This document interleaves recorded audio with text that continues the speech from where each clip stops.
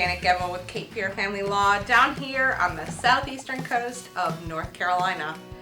With COVID-19, we couldn't do our traditional interview style, but with some social distancing, we could still bring you some of the best psychological minds in North Carolina. Dr. Grubb is the founder of Trilogy Services. He has studied at ECU, UNC Greensboro, and finished off his PhD studies in Norfolk, Virginia, with both life and clinical experience, having consulted with the FBI, IBM, at least 2 branches of the U.S. military, and the Department of Transportation. He has a lot to offer us today.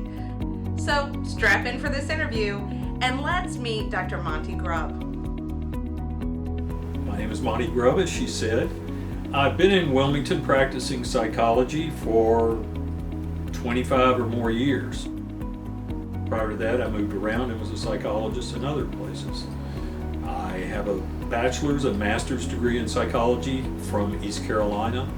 I've got additional training in the PhD program at UNC Greensboro, and I finished a PhD program at Old Dominion University in Norfolk, Virginia. My first job as a professional psychologist was actually in what was then called an MR institution, a large college campus environment with like 1,000 residents in Kinston called Caswell Center.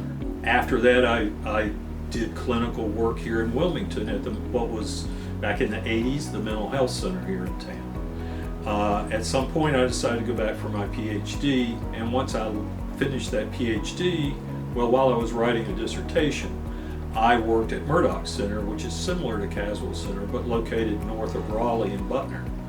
But my goal at that time was to pursue a career as a human factors psychologist, which technically is what my last degree was in, even though I have a lot of clinical training as well. So for the next few years, I worked for a year with the Federal Highway Administration studying accidents, and interestingly enough, the main theme of my dissertation was older drivers and why they're overrepresented in intersection accidents. And that was a year's worth of research studying all the factors that lead to older drivers and why they have accidents. And there are a lot of interesting things that I could talk about for hours just on that. And I have a couple of papers that were published on it. I worked with the FBI, and that was also dealing with computer programs. The FBI, at the time of my consult, were remodeling how they process fingerprints. And I had to go to the J. Edgar Hoover building for 6 months and get escorted up to one of the upper floors. And they had, in a 6th or 7th floor building, they had 2 floors, I think, dedicated to nothing but processing fingerprints. And they did it by looking at the fingerprint card. If you've ever been fingerprinted, you roll each finger that's inked, and it's a card about this size. They had thousands of file cabinets with nothing but these fingerprints stored. So they contracted with Oak Ridge Labs to design a computer-based way of identifying fingerprint cards that would be quicker and also easier to access so that people didn't have to dig through these file cabinets. So that was part of what I was doing, was going in, doing focus groups with employees that were going through, say, the first mock-up of the software on computers, getting their feedback, modifying the product, and sending the information back to the computer programmers in Tennessee. And then finally you end up with finished product. So let me ask you this. When does somebody need to come in and see a psychologist? Or when do they need to come see you? In my way of thinking of this, there's no one that wouldn't benefit from seeing me for about 3 sessions. If you feel flat, if you feel down, if you feel tired all the time, if you're not eating right, if you've had a change in habits or a change in mood, all those are subtle indicators. Sleep problems. But there's that stigma about seeing a mental health person, and I try and keep things in my office as casual as possible.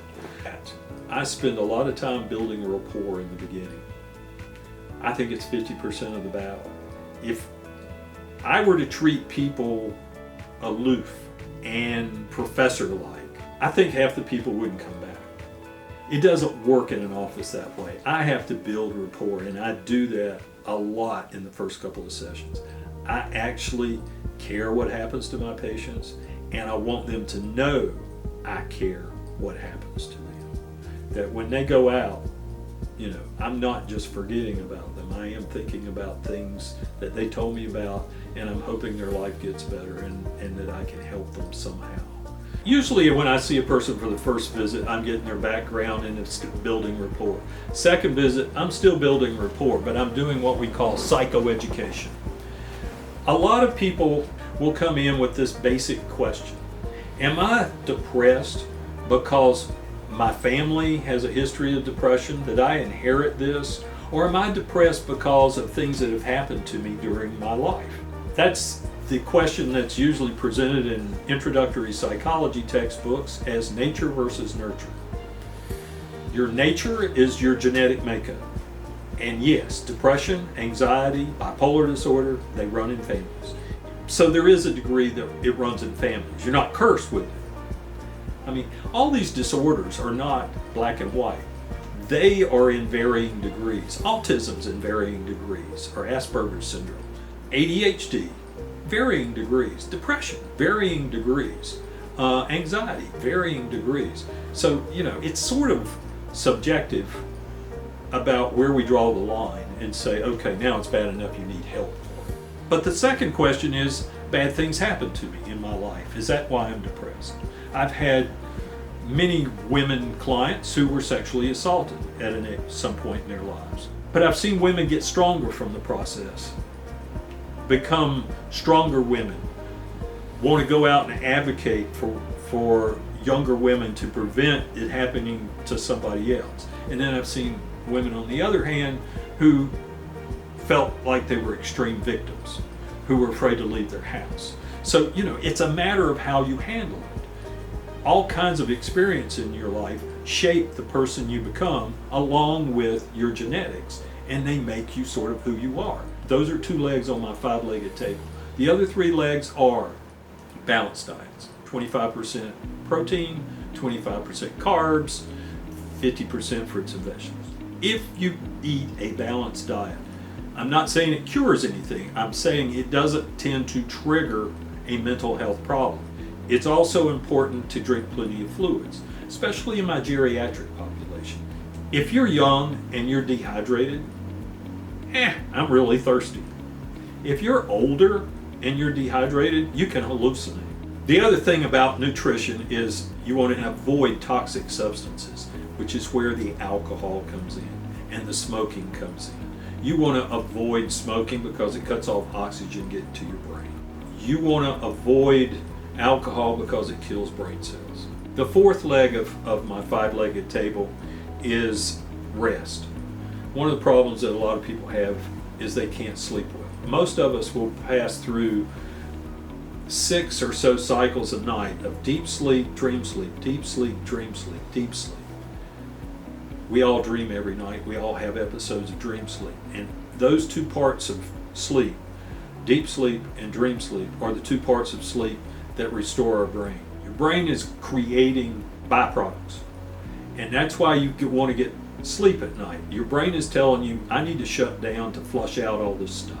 If you don't get good sleep and flush stuff out, then you're going to still stay sleepy trying to flush it out. The 5th leg's activities. The brain craves stimulation. The brain needs stimulation. In all my populations, both young and older, I try and get them to realize that activity pattern is critical for their mental health. And they need some new stimulation, just not the same thing over and over.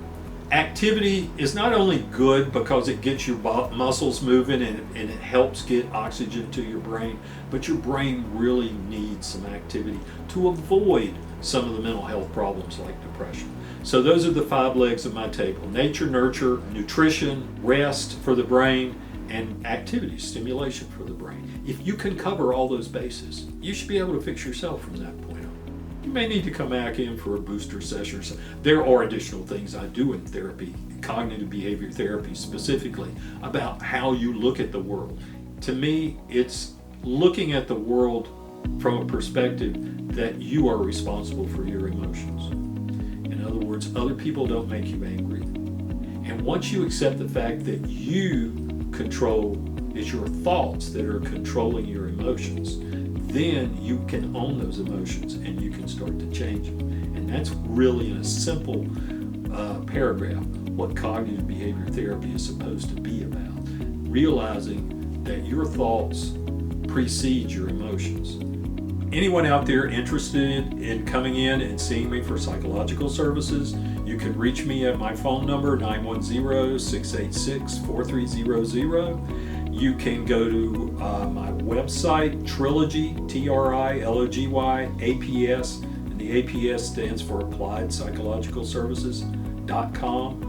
Or you can email me at mgrubbtrilogy@aol.com. Don't forget to subscribe.